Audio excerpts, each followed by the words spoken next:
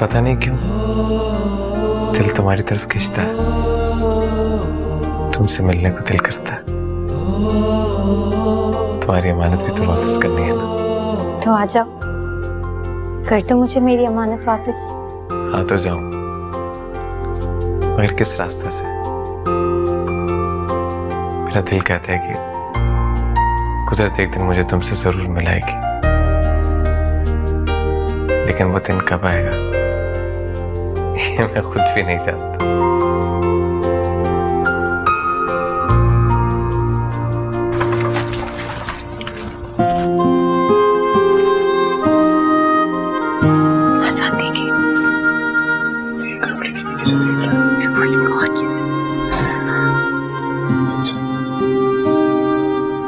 अकेले में गौर से देखते रहो, इसीलिए तो बनाई है ये आर्ट गैलरी। नहीं भाभी, ऐसी कोई बात नहीं, मैं तो बस शर्मा गया। प्यार ऐसा ही होता है, चुपके चुपके कोई आंखों के जरिए दिल में उतर जाता और पता ही नहीं चलता। भाई हमें जरा भी अंदाजा होता ना कि हमारी सबूही में तुम्हारे दिल में उतरने की सलाहियत नहीं है, तो यकीन करो हम उसे तुम्हारा बनाने की कोशिश करते ही नहीं। क्यों आजाद? भाई मेरी समझ में तो ये नहीं आ रहा कि कैसी मोहब्बत, कैसा इश्क है, जहाँ ना तो इस सबूही का नाम लेता है और ना ही उससे मिलने की ख्वाहिश जाहिर करता है। हर कोई आपकी जैसा नहीं होता। फरहान एक डिसेंट पर्सनैलिटी का मालिक है और वो जानता है कि शादी में तो सुबह से मुलाकात हो ही जाएगी, और वैसे भी वो उसके भाई की शादी और फरहान उसे तंग नहीं करना चाहता, है ना फरहान? मैं अभी आता हूँ, एक मिनट। शर्मा गया। बहुत ज्यादा नहीं?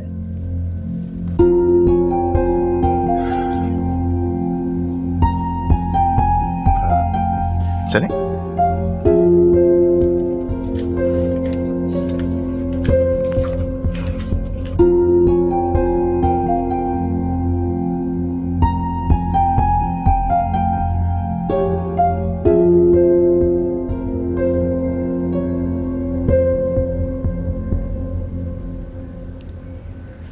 अनमोल। हाँ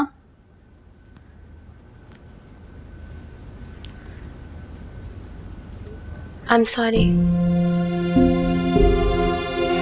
जो मैंने तुमसे इतनी बदतमीजी की, शक किया तुम्हारी मुखलसी पर। प्लीज मुझे माफ कर दो।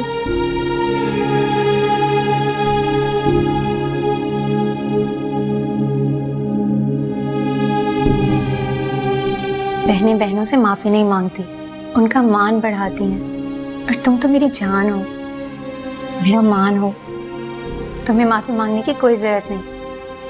बदतमीजी की थी ना मैंने तुमसे, शक किया था तुम पे। कितनी बुरी हूं मैं अनमोल। हाँ बुरी तो तुम हो, क्योंकि तुमने अभी तक वो नेल पेंट नहीं लगाया जो मैंने तुम्हें ला कर दिया था। तुम्हें पता है वो फंकी सा कलर है और तुम पर बहुत अच्छा लगता, और उसका कलर भी जल्दी नहीं उतरता। अच्छा खैर, अब चलो मैं तुम्हें अच्छा से तैयार करती हूँ।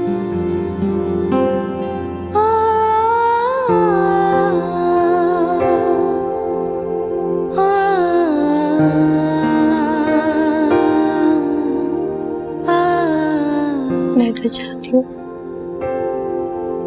तुम्हारे प्यार का रंग मुझ पर से कभी ना उतरे। बचपन से लेके आज तक क्या कुछ नहीं सहा तुमने मेरे लिए अनमोल। Thank you so much. ऐसा कुछ नहीं है पागल लड़की। चलो मैं अब तुम्हें अच्छे से तैयार करती हूँ, ये सैड वाला चेहरा हटाओ, बिल्कुल अच्छी नहीं लग रही तुम ऐसे। चलो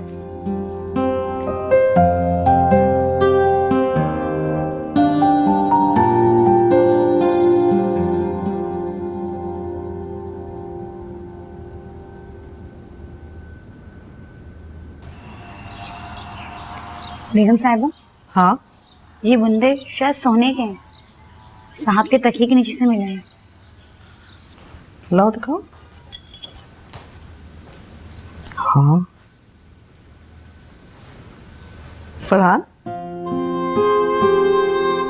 ये सुबह के लिए लाए हो ना?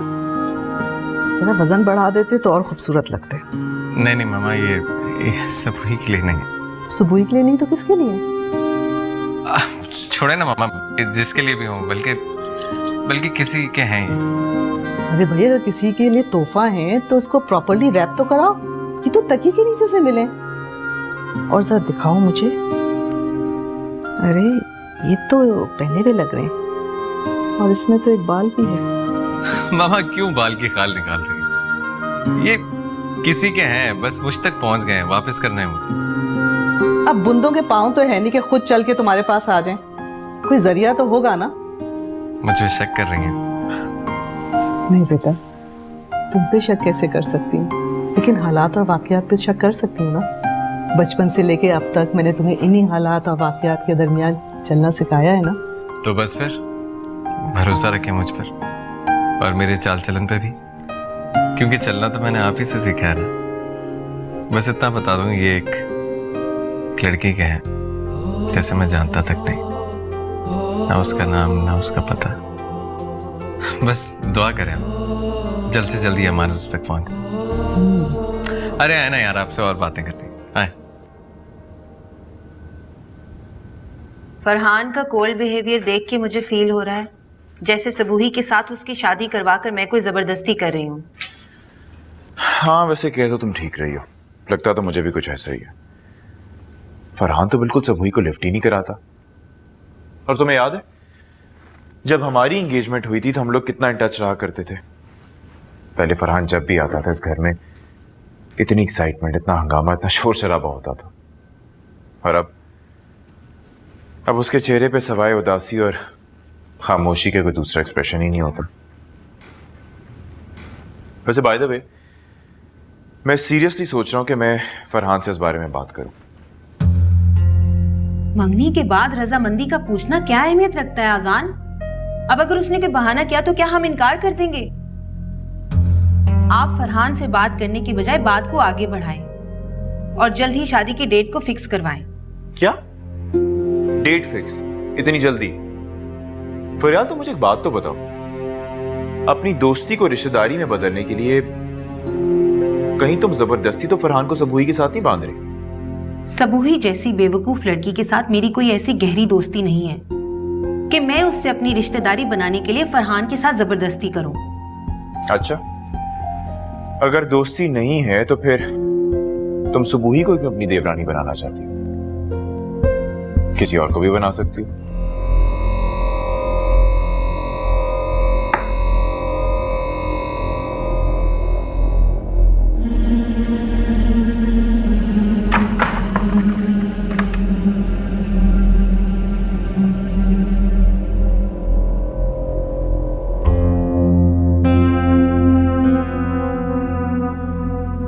आजान, आपकी सादगी एक तरफ आपकी अच्छाई है तो दूसरी तरफ आपकी सबसे बड़ी बुराई भी है।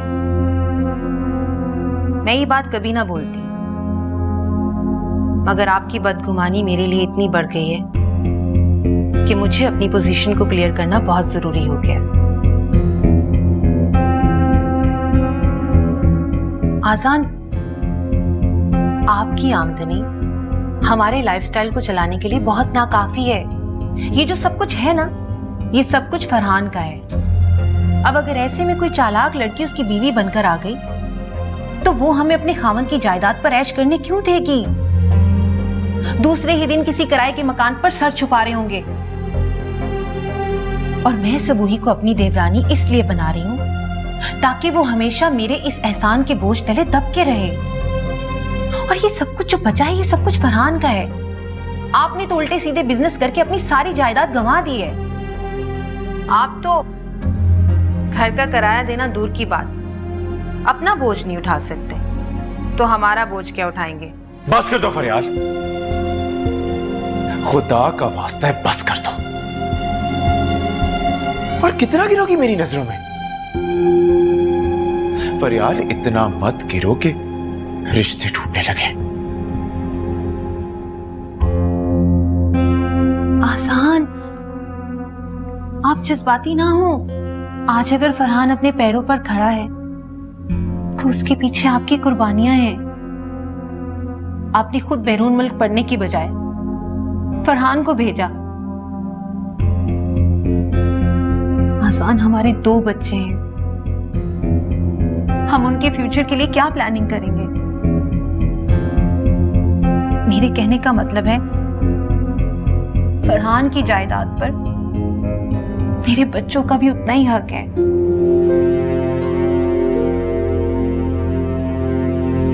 मैं ये बात आपसे शायद कभी ना कहती।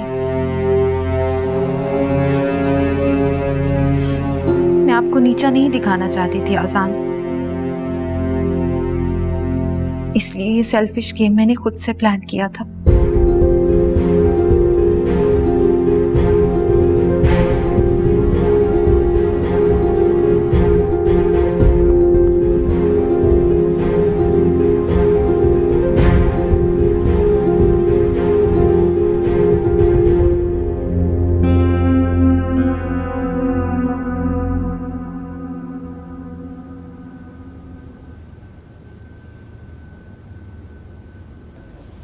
हद होती है, इतनी देर हो गई है। फरहान ने कॉल करने को कहा था, अभी तक नहीं की। ये लड़के भी ना अपनी अहमियत जताने के लिए हम लड़कियों को कितना इंतजार करवाते हैं।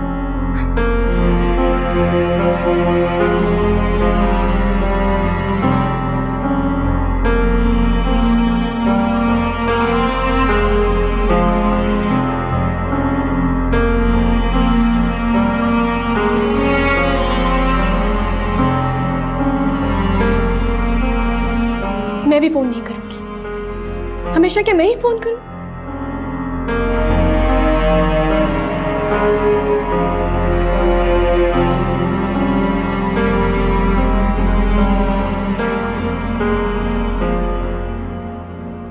फरियाल, ना फरहान ने मुझे कॉल किया और ना ही उसने मुझे बताया कि उसे गिफ्ट कैसे लगे। मिलना तो बहुत ही दूर की बात है। क्या ऐसा कैसे हो सकता है? अच्छा तुम कॉल करो उसे।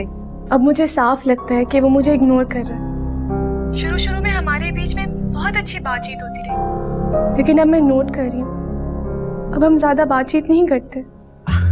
देखो सबुई, कुछ मर्दों की आदत होती है कि वो कम बात करते हैं, और वैसे भी हम औरतें जितना ज्यादा बात करती हैं ना, हम उतना ही एक्सपेक्ट भी करती हैं। नहीं करूंगी फोन। अच्छा तुम परेशान मत हो, कुछ घंटों के बाद शादी में तो मिल ही रहे हैं ना। मैं जरा बच्चों को तैयार कर लूं सबुई, मुझे देर हो रही है। हाँ, बाद में बात करती हूँ। निम्रा,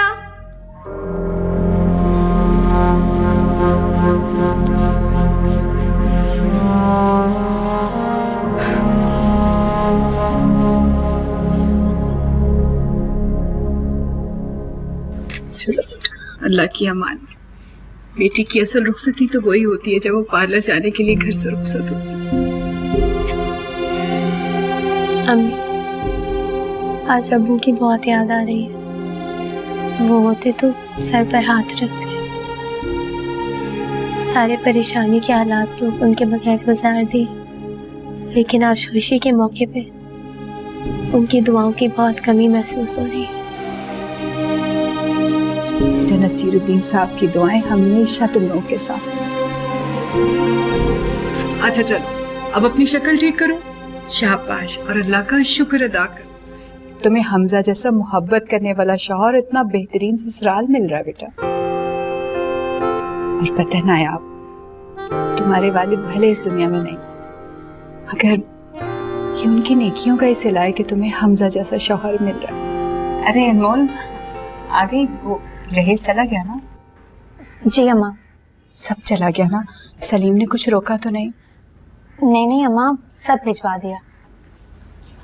खाला वो पार्लर के पैसे?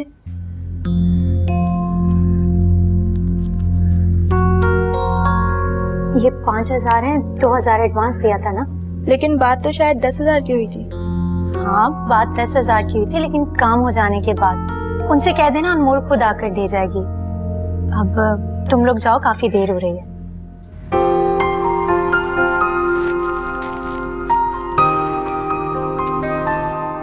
खुशी खुशी जाओ।